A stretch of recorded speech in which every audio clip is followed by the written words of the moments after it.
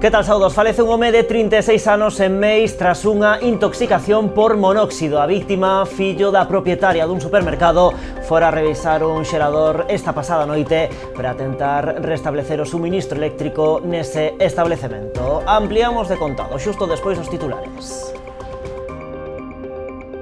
Xa está lista a reforma integral da residencia de maiores de Campolongo, en Pontevedra. Ademais de renovar as instalacións, a intervención permitiu ampliar a capacidade do centro ata as 130 prazas.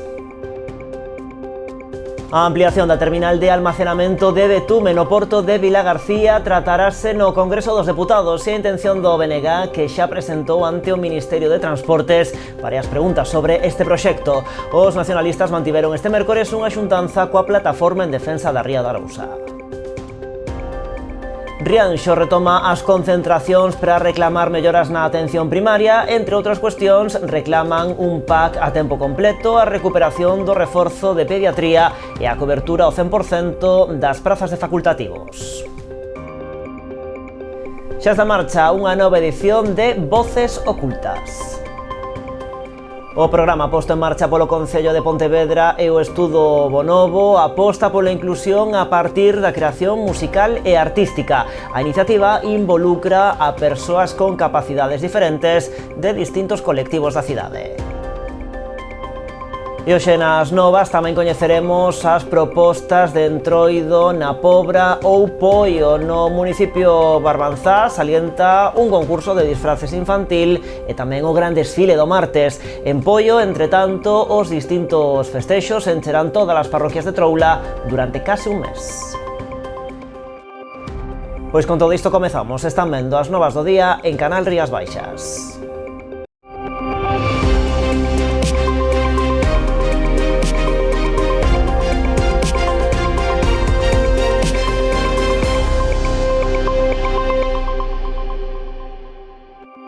Falece un home de 36 anos en Meis tras unha intoxicación por monóxido. O suceso produciuse nun supermercado da avenida do Médico Paz García arredor das 9:15 desta mañá. A vítima, fillo da propietaria do establecemento, que ademais tamén traballaba ali, fora a revisar un xerador esta pasada noite para tentar restablecer o suministro eléctrico. Foi atopado inconsciente a primeira hora deste mércores polos compañeiros. Unha persoa deu aviso aos efectivos de emerxencia solicitando asistencia sanitaria para un home que presentaba síntomas de intoxicación. Tras recibir o aviso, o 112 Galicia mobilizou o 061, a Garda Civil e os bombeiros de Ribadumia. Malia a rápida intervención dos equipos de emerxencias, non foi posible salvarlle a vida ao home. Continúa a vaga de roubos en Ribeira. Nos últimos días sucederonse varios furtos en vivendas particulares, edificios públicos e negocios, tanto no centro urbano como tamén en Corrubedo ou Carreira. Precisamente nesta última parroquia, os amigos do Alleo accederon ao interior do centro social rompendo o vidro dunha das fiestras laterais. Buscaban a cafetería, pero non atoparon cartos, pois o bar só funciona durante as fins de semana. As policías local e nacional intensificaron estes días a vixilancia na procura de dar co paradoiro das persoas responsables destes actos delictivos que están a provocar unha forte alarma social no municipio. Cambiamos de asunto, xa víamos nos titulares, xa está lista a reforma integral da residencia de maiores de Campolongo, en Pontevedra. Ademais de renovar as instalacións, a intervención permitiu ampliar a capacidade do centro ata as 130 prazas. A metade delas estarán destinadas a persoas en situación de dependencia. Hoxe o centro recibiu a visita do presidente da Xunta, Alfonso Rueda.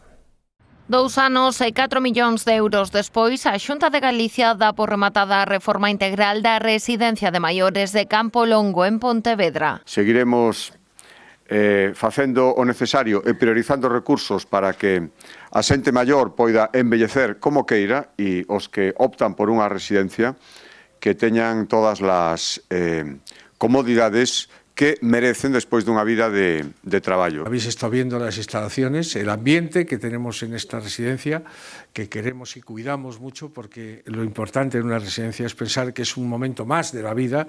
Aquí nadie viene a morirse, aquí venimos a disfrutar. Hoxe visitou as instalacións o presidente autonómico. Alfonso Rueda puxo en valor que a intervención permitiu tamén ampliar a capacidade do centro ata as 130 prazas. Delas, a metade estarán destinadas a persoas en situación de dependencia.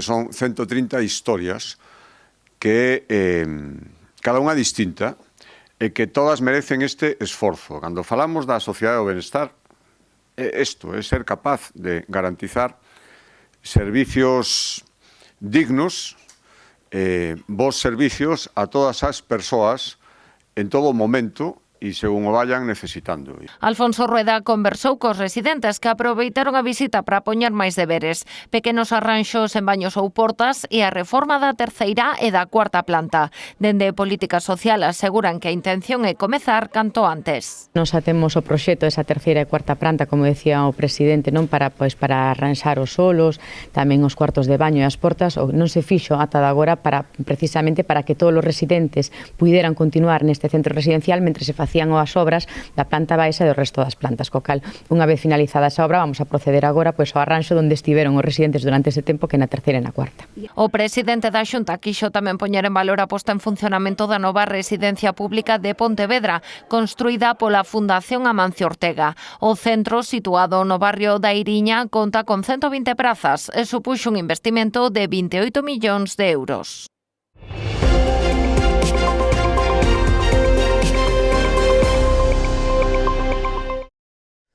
A ampliación da terminal de almacenamento de betume no porto de Vilagarcía tratarase no Congreso dos Deputados e a intención do BNG, que xa presentou ante o Ministerio de Transportes varias preguntas sobre este proxecto. Queren saber se o departamento responsable do porto Vilagarcián coñece o proxecto e se xa elaborou o informe correspondente. Os nacionalistas reclaman que o Goberno Central se posicione en contra desta actuación que suporía un investimento de máis de 21 millóns de euros. Coinciden coa plataforma en defensa da Ría de Arousa ao sinalar que non é unha localización idónea para estes depósitos polo risco que suporían para a contorna natural. Esta iniciativa do BNG podería converterse en proposición non de lei que tratarían no Congreso os diferentes grupos políticos. Ademais, os nacionalistas adiantaron que levarán a cuestión os plenos municipais dos concellos arousáns en forma de moción. Tamén o Parlamento de Galicia, tendo en conta que a Xunta declarou o proxecto de interese estratégico. A primeira pregunta que imos facer á Xunta de Galiza é exactamente para quen é estratégico ese proxecto, porque evidentemente non é estratégico nin para o interés medioambiental da ría, a máis produtiva de Galicia, unha das máis produtivas casi a nivel mundial, non é estratégico para o sector productivo, non é estratégico para a veciñanza de Vilagarcía, nin do conxunto da Ría de Arousa, e, polo tanto, lamentamos que, máis unha vez, o Partido Popular na Xunta de Galiza use esta figura creada ad hoc, precisamente para impulsar todo tipo de proxectos. O BNG defenderá unha industrialización racional e defenderá, sobre todo, impulsar, protexer e amparar a produción que xa existe, neste caso na Ría de Arousa, particularmente vinculada ao sector primario, ao sector pesqueiro e marisqueiro, que é chave para o desenvolvemento económico de toda a costa galega e do conxunto do país.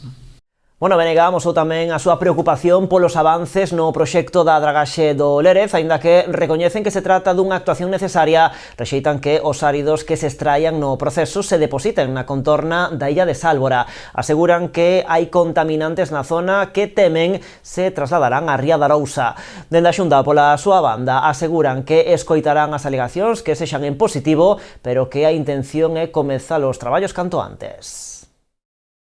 O Partido Popular que leva dando voltas para non facer o dragaxe que é necesario e para paralizalo dicindo que pois o sector e o BNG non queren que os residuos se boten na boca da ría. Por suposto que non queremos. E imos opoñernos e facer todo o que este na nosa man para que un proxecto que está en exposición a análise ambiental teña que ter un resultado negativo. Que hai residuos perigosos, porque hai, aparte do tema de ENCE, estuvo o tema de Tafisa, outro tipo de empresas contaminantes que, en canto se movan eses sedimentos, hai materias contaminantes e, polo tanto, non poden ir á boca da ría. Si son alegacións constructivas, sí. Si son alegacións dos de sempre, para negarse a que se faga calquera cousa, que deso tamén moitas veces hai, basta que se faga unha proposta para que se salga alguén opoñéndose, dicindo que así non se pode facer, pero sin dar ninguna alternativa, pois desde logo por aí non imos ir. Creo que levamos moito tempo esperando en Pontevedra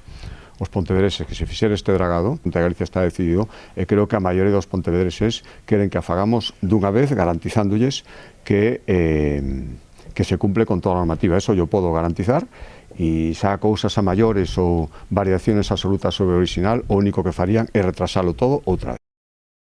Preocupación en Noia ante un novo episodio de mortaldade de marisco debido á baixa salinidade das augas. As intensas chuvias deixaron toneladas de marisco morto na praia de Testal, un dos bancos marisqueiros máis importantes da confraría noiesa. O Executivo da Vila celebrará a vindeira semana unha reunión da Mesa Interinstitucional do Mar coa fin de avaliar esta problemática e estudar posibles medidas a tomar para evitar repercusións socioeconómicas graves nas numerosas familias que viven directa ou indirectamente do marisqueo no municipio.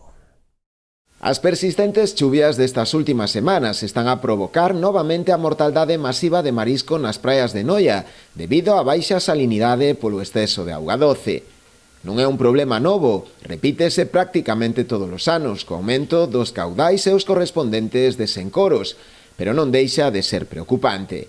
Toneladas de marisco morto en praias como a de Testal, un dos bancos marisqueiros máis produtivos do Pósito noiés, poñendo en serio risco o traballo de máis de 1.500 mariscadores.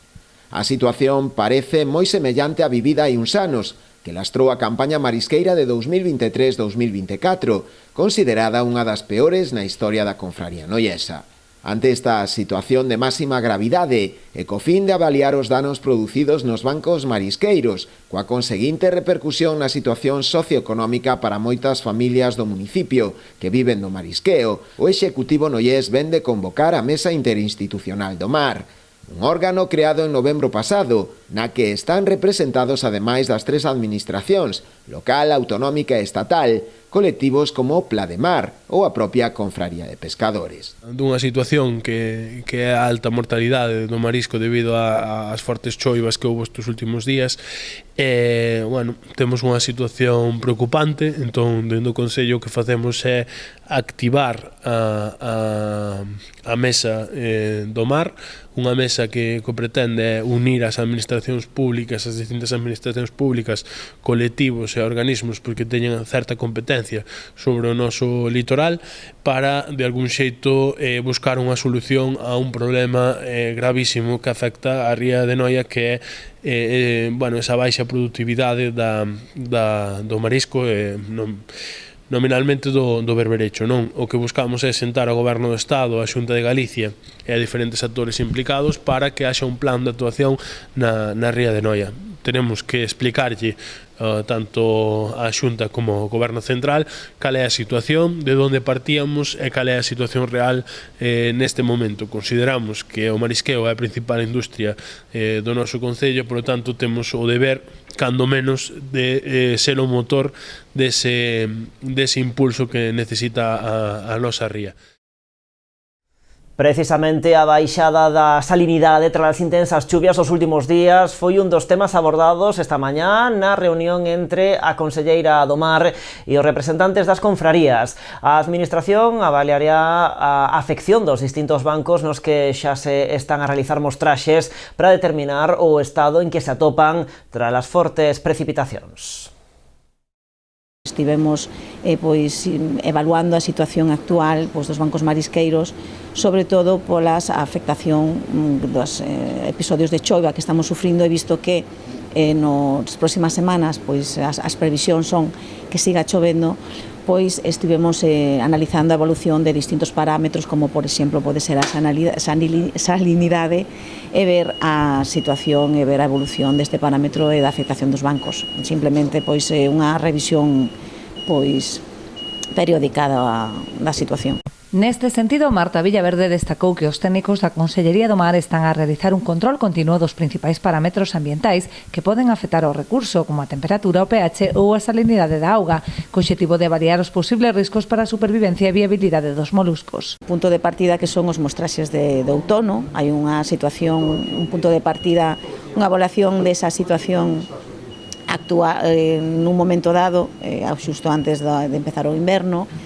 E ahora mismo pois evaluamos os parámetros, evaluamos o seguimento dos bancos, hai bancos que estaban ben, normalmente, salvo en algún deles concretamente, pois había cría e había tallas precomerciais, a abundancia de talla precomercial é moito deles. Ahora mismo pois hai que facer un seguimento deses bancos, un seguimento deses parámetros e unha vez que cheguen os mostraxes de primavera, pois ver un pouco como quedan e como o estado no que están. Durante a reunión cos presidentes e secretarios das federacións e confrarías abordáronse tamén os avances na elaboración dun baremo para o marisqueo a pé que garanta un acceso equilibrado e ordenado á actividade. A reunión estaba programada para falar pois do baremo de marisqueo a pé. Sabedes que o baremo se establece por orde, por unha disposición da Consellería. Estamos renovando, estamos revisando porque eles nos comunican unhas necesidades, nos escoitamos, intentamos dar cobertura que poidan pois adaptar a normativa ao que les precisan para traballar.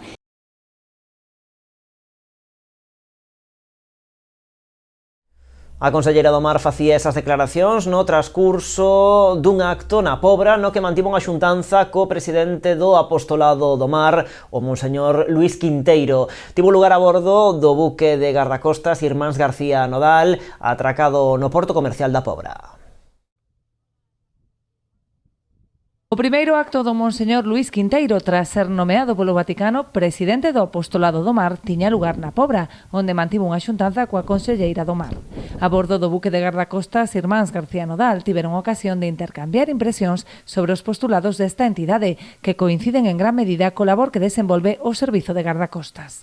Para nós é un verdadeiro honor que o primeiro acto oficial que fai aquí en España, ademais, de don Luís Quinteiro, obispo promotor do Apostolado do Mar, pois sexa aquí en Galicia, sexa nunha das nosas embarcacións de gardacostas e, sobre todo, que nos conte de primeira man pois esa labor importante que fai sobre o coidado das persoas que se dedican ao mar, da importancia do mar en Galicia e no resto do mundo, e tamén de transmitirlle á cidadanía pois esa importancia. Labor que coincide plenamente con moitas do traballo que levamos facendo moitos anos desde a Consellería do Mar. Gardacostas, a parte da loita contra a pesca ilegal, tamén ten unha labor importante de salvamento de vidas de persoas, de cuidado desas vidas e de loita contra a contaminación tan importante para a nosa costa. Coincide en moitas das cousas co que fai o Apostolado do Mar, que ao final é cuidar as persoas que se dedican ao mar, amparar a eses mariñeiros que ou ben son galegos e se dedican á actividade aquí en Galicia ou ben chegan de fora e hai que darlle ese amparo, esa axuda que moitas veces precisan as administracións e as entidades que nos encargamos desa labor, que temos esas funcións, temos que buscar sinerxias e temos que buscar puntos de traballo en común. O Apostolado do Mar, unha organización internacional nacida no seo da Igrexa Católica, ten por obxectivo prestar asistencia espiritual a xentes do mar, tanto traballadores como as súas familias, independentemente da súa religión. O Apostolado do Mar é unha institución que ata agora ten unha historia moi rica, pero a partir de agora o Papa León XIV quere dar un impulso novo, unha forza nova, porque a Igrexa dáse conta de que se alguén necesita unha axuda espiritual neste momento da historia son a xente do mar. As mulleres que traballan tamén, que están nas súas casas esperando e sostentando as vidas dos mariñeiros, e os mariñeiros de todos os niveis, non solamente pescadores, senón outros que están como maquinistas, outros que están como técnicos. O mundo do mar é un mundo dunha riqueza impresionante, pero tamén é un mundo con moitos problemas, con moitas persoas sufrindo, pasando mal, e a Igrexa quere estar con eles. E continuamos no Barbanza. Rianxo retoma as concentracións para reclamar melloras na atención primaria. Van ser todos os martes ás 7 da tarde diante do Centro de Saúde. Entre outras cuestións, reclaman un PAC a tempo completo, a recuperación do reforzo de pediatría e a cobertura ao 100% das prazas de facultativos.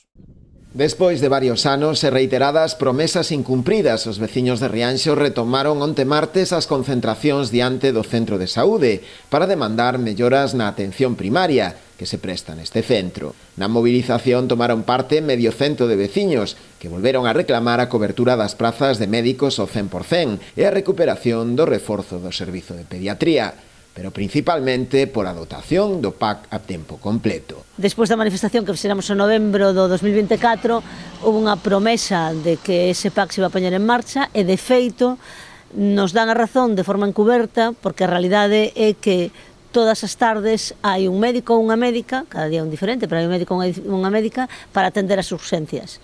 Non é un PAC de verdad, non é un PAC completo ao 100%, porque falta o persoal de enfermería.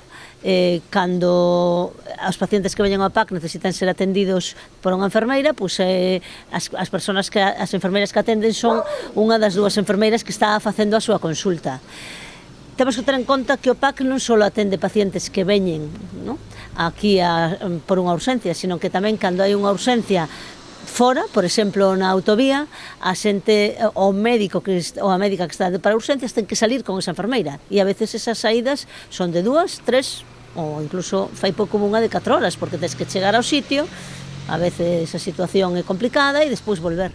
O caso de Rianxo non é un caso alleo á problemática que existe en toda a área do Barbanza. Pobra Perdú, en estes momentos falta unha médica de atención primaria de 6, Ribeira, que sí que se incorporaron 5 médicas novas, pero sigue faltando unha de 14, sigue sin matrona de tarde, de 2 matronas que hai no Centro de Saúde desde setembro, e sigue sin unha pediatra das 4 que están desde fai máis dun mes.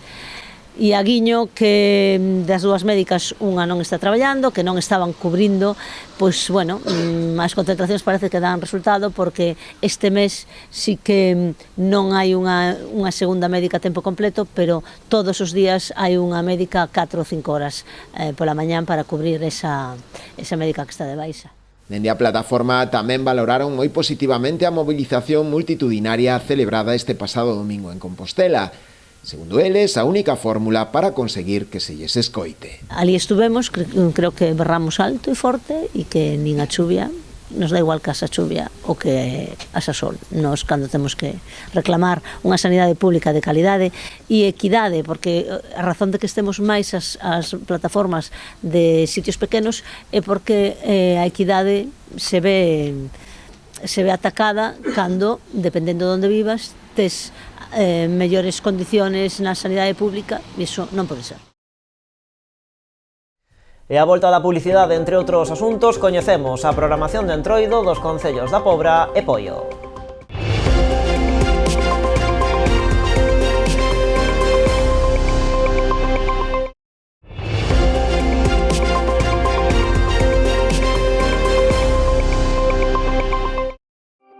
Aquí seguimos nas novas en Canal Rías Baixas. Pontevedra mantén o obxectivo de 0 falecidos e reduce á metade os feridos graves en accidentes de tráfico no 2025. E o balance da sinistralidade que fan do ano pasado dende a Policía Local de Pontevedra. A concelleira de Seguridade Cidadá, Eva Vilaverde, destacou que a gravidade dos sinistros continúa coa tendencia á baixa, algo que atribuiu ao modelo urbano. Tamén subliñou que Pontevedra continúa sen rexistrar falecidos en vías municipais tratadas con calmado de tráfico dende o ano 2011 e apuntou que a Policía Local interveu en 569 accidentes, 24 menos que no 2024.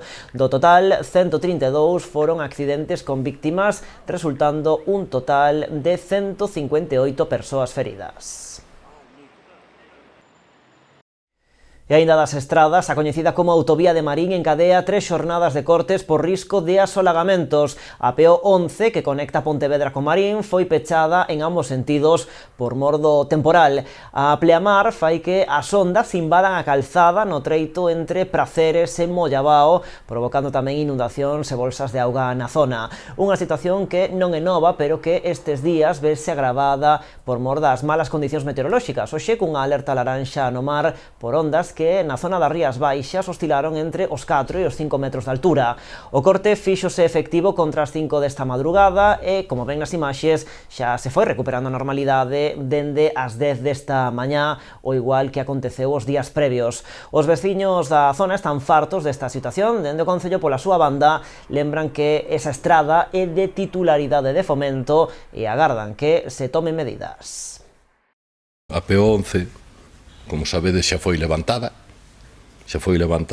eu creo que 2 veces, pero ainda así non chega, por lo tanto hai que cortala. O Ministerio de Fomento, di que está estudando, non? A zona de negación, está estudando, asociado co paseo, pero non agardemos que pronto teña unha solución, non?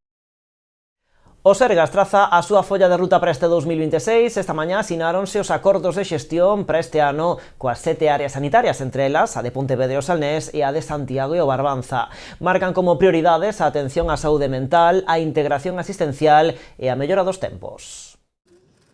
O conselleiro de Sanidade, xunto co xerente do Sergas e os responsables das 7 áreas sanitarias do país, entre elas a de Pontevedra e o Salnés e a de Santiago e o Barbanza, asinaron este mércores os acordos de xestión para 2026. O conselleiro marcou 3 grandes obxectivos para este ano, que son a atención á saúde mental, a integración asistencial e a mellora dos tempos. As prioridades recorridas nestos acordos reflicten un compromiso claro cunha sanidade pública orientada á mellora dos resultados en saúde, á sostibilidade do sistema e ao reforzo da prevención e a promoción da saúde como eixo fundamental. Antonio Gómez Camaño explicou que os obxectivos de xestión sanitaria da Xunta agrupanse en torno a 3 eixes: a asistencia sanitaria, os recursos humanos e os recursos económicos. A asistencia sanitaria, que acada o 60% do presto total, con indicadores orientados a resultados en saúde e a calidade da atención.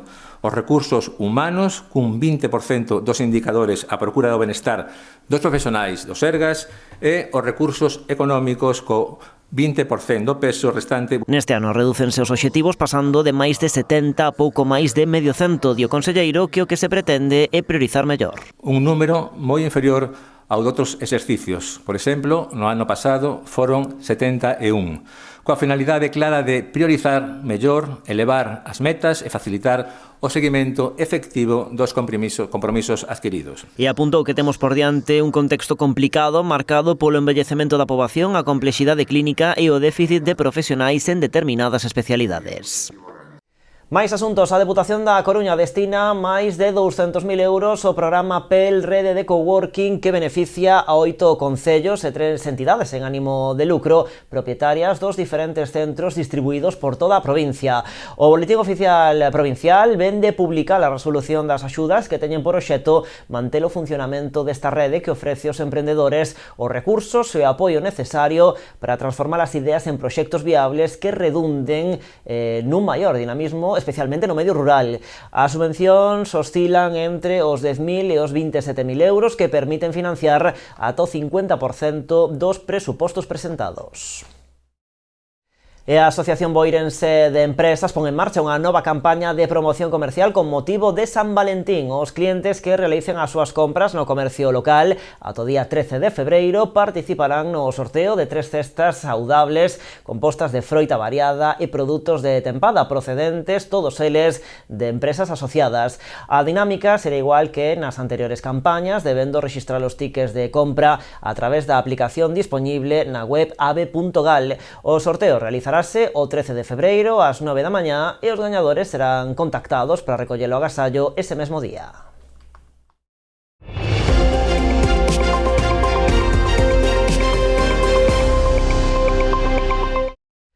Xa está en marcha unha nova edición de Voces Ocultas, o programa posto en marcha polo Concello de Pontevedra e o estudo Bonobo que aposta pola inclusión a partir da creación musical e artística involucrando a persoas con capacidades diferentes. Desta volta participan nesta iniciativa usuarios de Amenceras Pace, a Amizade, Down Pontevedra Xuntos, a Asociación Xoan 23 e Virxe da O.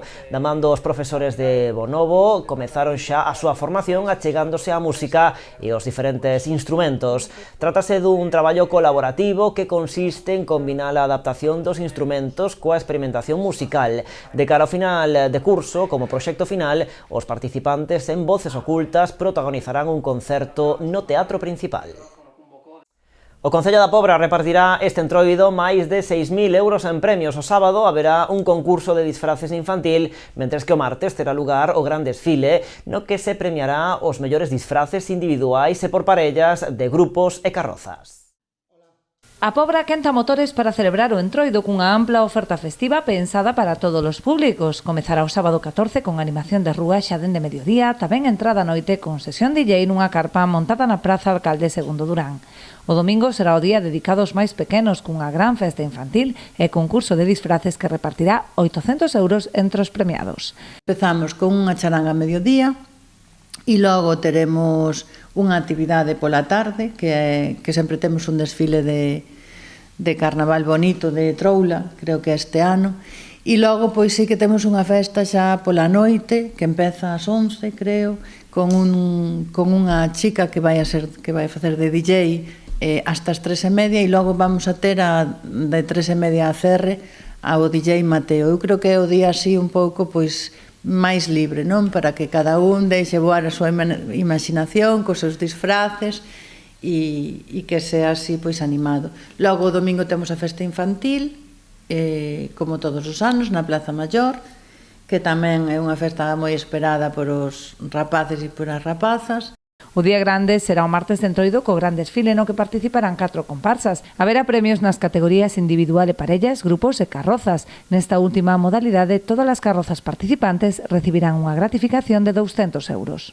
O martes, como xa ven sendo habitual, temos o desfile de disfraces e carrozas que vai salir ás 5:30 desde a Covecha e poñeremos rumbo á Rúa Castelao, donde vaise a celebrar o concurso. Neste desfile temos a participación de 4 comparsas, que en total son máis de 250 componentes os que van a participar. Vamos a ter temáticas africanas, temos a Pocahontas, temos un xardín de ilusión e máis o Gran Showman. E toda a xente que queira consultar as bases para participar neste concurso, que sí que hai que facer unha prescripción, ao plazo remata o mismo martes 17 ás 12 da mañán, poden consultar estas bases na páxina do Concello apobra.gal. O peche do entroido terá lugar a fin de semana do 21 e 22 de febreiro, co tradicional enterro do Felipiño o sábado, organizado polos veciños do Xobre, e a celebración do domingo de Piñata a cargo da veciñanza da Crocha. Poio gozará do entroido durante case un mes enteiro por todas as parroquias do municipio. A programación comeza o domingo día 15 co desfile en horario de mañá. Haberá animación musical e a entrega de premios. Ademais, o venres 27 na Seca celebrarase a terceira edición da Pasarela de Entroido. O evento contará con exhibicións de algunhas das mellores comparsas e grupos da provincia e culminará cunha grande festa coa animación musical de Dolce Vita. O sábado 28 terá lugar o enterro do Galo Fodorico na Praza do Mosteiro a partir das 9 da noite, seguido da tradicional festa choqueira.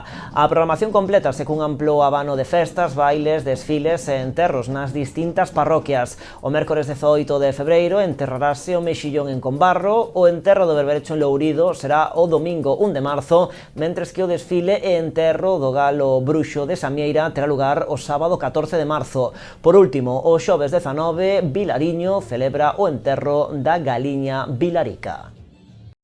Pois un día máis rematamos con propostas do entroido. A actualidade, xa saben, continúa en canalriasbaixas.com e tamén nas nosas redes sociais. Como sempre, graciñas por estaren aí.